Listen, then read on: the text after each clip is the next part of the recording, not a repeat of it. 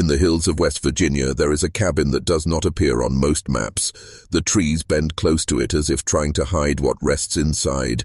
To the passerby, it looks like a ruin of wood and rusted tin, a place left to rot in silence. But for those who have stepped too close, for those who dared to peer through its broken windows, the silence is more unsettling than the decay. Because within that cabin lives a mother and her son, bound together not just by blood, but by something far more disturbing. Their faces alone tell a story the world was never meant to see. Their eyes, crossed and unsteady, their jaws, sunken and twisted, their speech, barely more than broken sounds. They are living proof of a family line that has folded in on itself too many times. And while the world outside moved on, inside this cabin, time froze. They are trapped in an endless cycle, forgotten by their neighbors, ignored by the state, and left as a grotesque monument to what happens when isolation consumes a family whole. It would be easy to dismiss them as an oddity, a cruel curiosity meant only for whispers and rumors. But their story is more than deformities and stares. It is a story of America's shadow, of what happens when poverty, secrecy, and bloodlines tighten into a knot too tangled to undo. The mother and her son live not as villains nor victims entirely, but as symbols of a forgotten truth. They are reminders that history is not only written in books, but in bones, in faces, in the silent cabins left to rot. To know their story is to stare into a mirror America does not want to face. And tonight, we are going to step into that silence. We will peel away the boards, walk past the shadows, and confront what has been hidden for generations. This is not folklore. This is not a ghost story. This is what happens when the line between family and survival erases itself. This is the cabin where the most inbred mother and son alive continue to exist, breathing the same air, carrying the same broken blood. And once you enter, you may never look at forgotten Appalachia the same way again. The mountains of West Virginia have always kept secrets. They rise like jagged walls, cutting families off from towns, from neighbors, from the progress of the outside world. For centuries, the hollers and valleys have swallowed entire lineages whole, letting them breed within their own fences, far from prying eyes.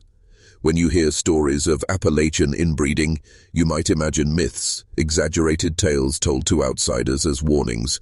But in some cabins, those myths hardened into reality. Generation after generation, cousins married cousins, brothers took sisters, and the children that followed bore the evidence. The mother in this cabin was not born from love, not in the way most would define it. She was the result of union forced by proximity and silence. Her parents were already bound by blood, and when she was born, her body carried the fractures of that history. Her jaw never formed quite right. Her eyes struggled to align. Her speech was more sound than word. From the moment she arrived, her life was already marked by the narrow borders of her family tree. There was no escape, not for her, not for her siblings, not for anyone born into that soil.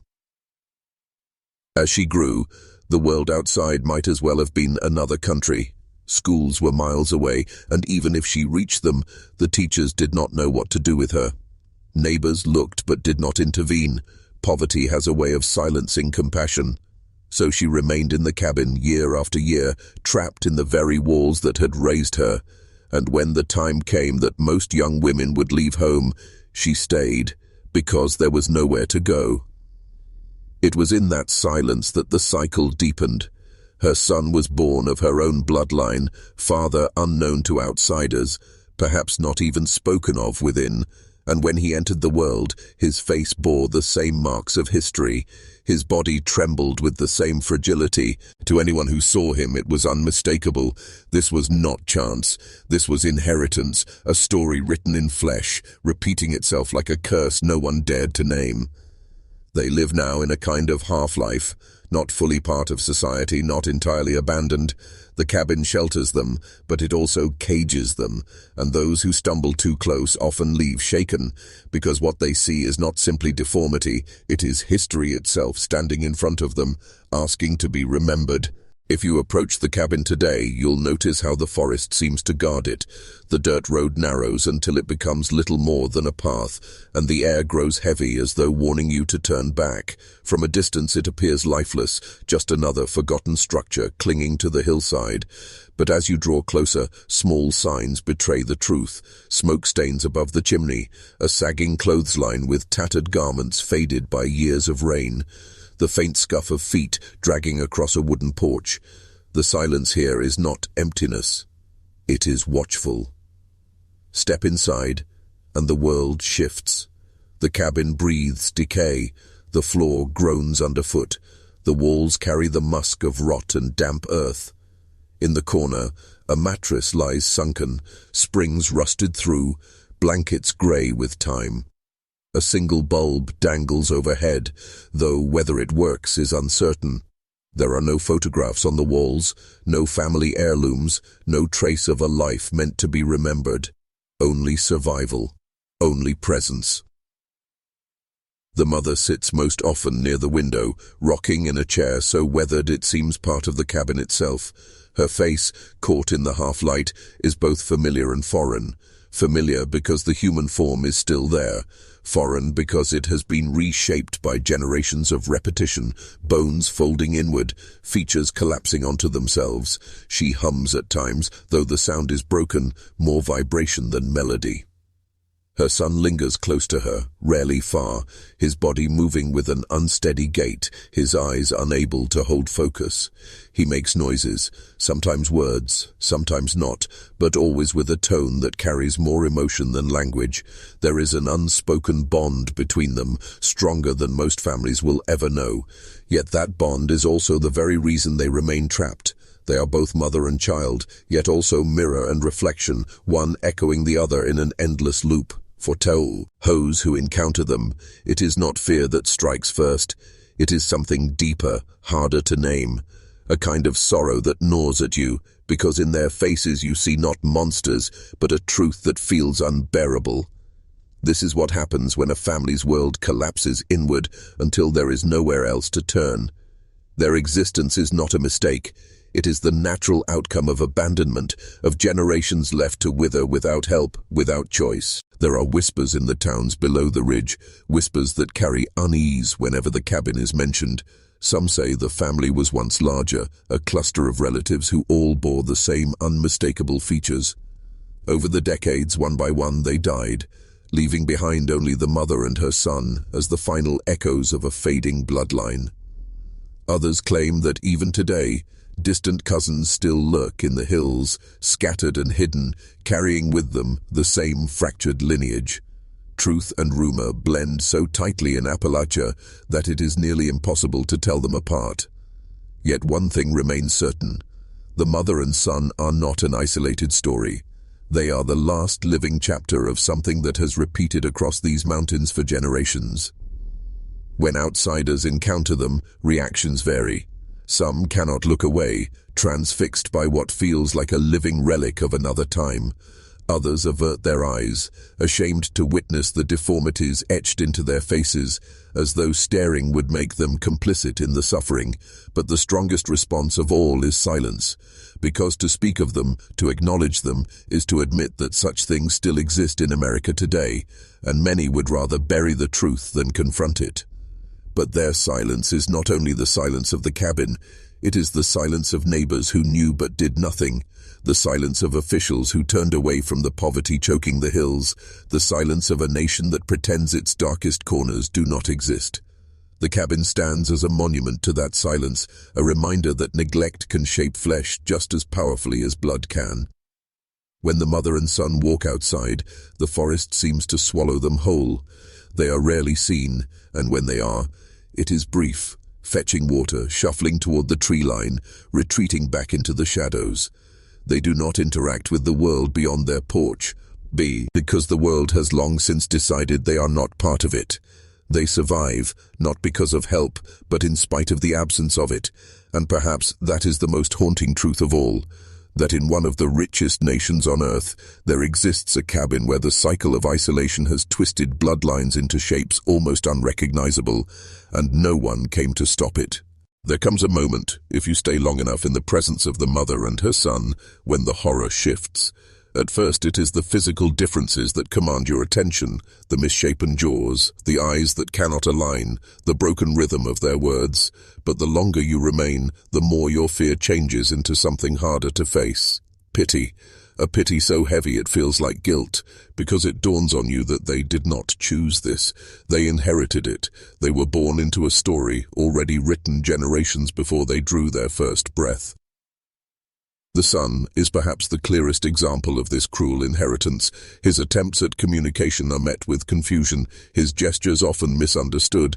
He laughs at times, a fractured sound that fills the cabin like an echo from another world. And in that moment, you realize he feels joy in the same way anyone does. He feels hunger, he feels cold, he feels the ache of loneliness.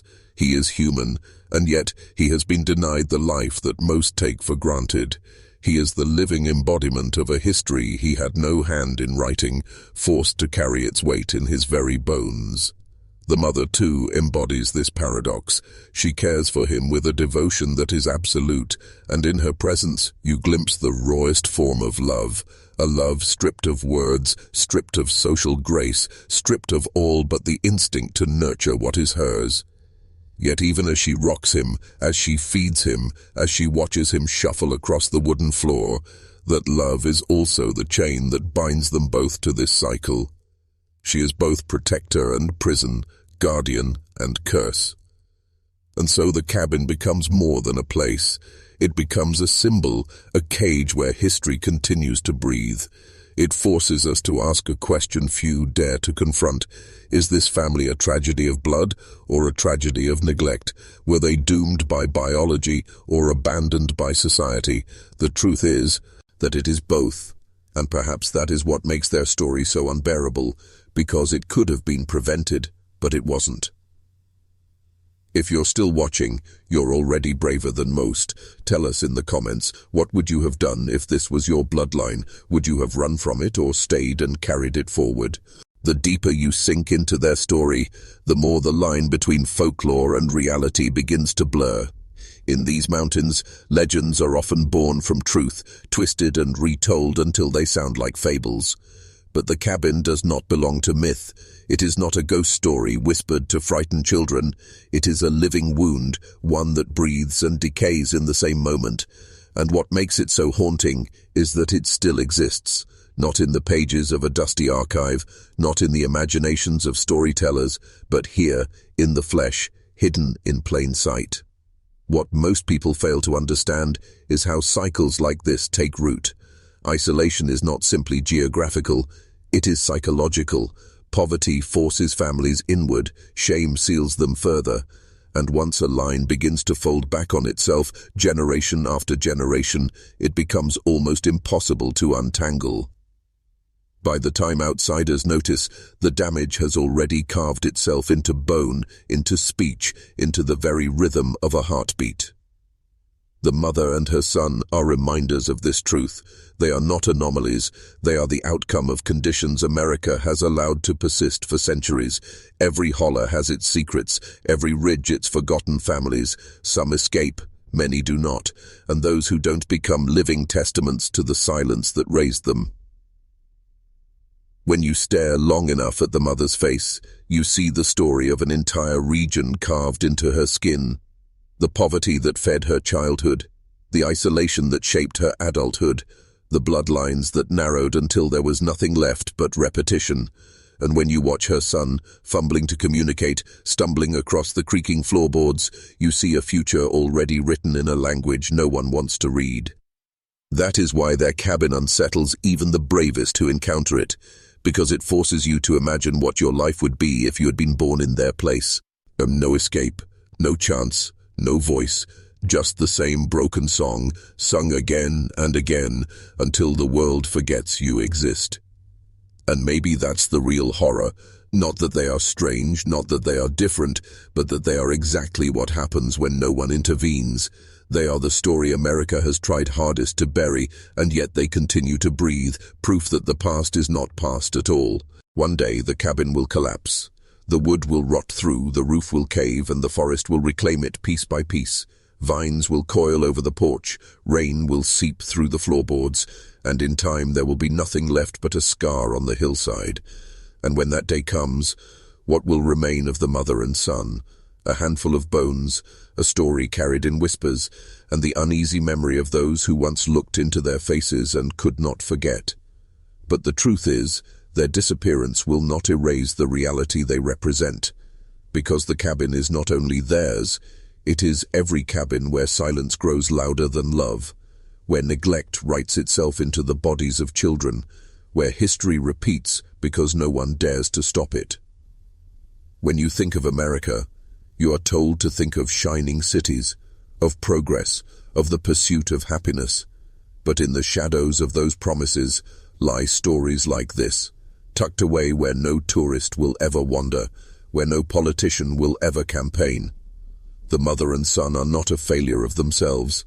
They are a failure of all of us, proof that entire lives can be left to decay just out of sight, as if ignoring them makes them any less real. And so their story lingers, not because they chose it, not because they wanted it, but because it forces us to look at the cost of forgetting. They are history's reminder that not all ghosts are dead. Some are alive, breathing, rocking slowly in a chair by a broken window, waiting for time to finish what neglect began. When you leave the cabin, when you finally step back into the world of paved roads and bright lights, something follows you. It is not their faces, not their voices, but the weight of what they mean.